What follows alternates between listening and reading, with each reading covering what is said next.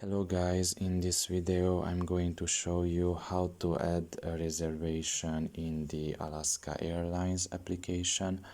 The first thing you need to do is enter the app.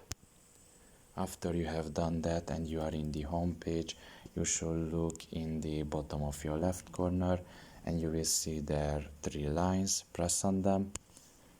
And after you have done that, you can see here the second option, which is add a reservation.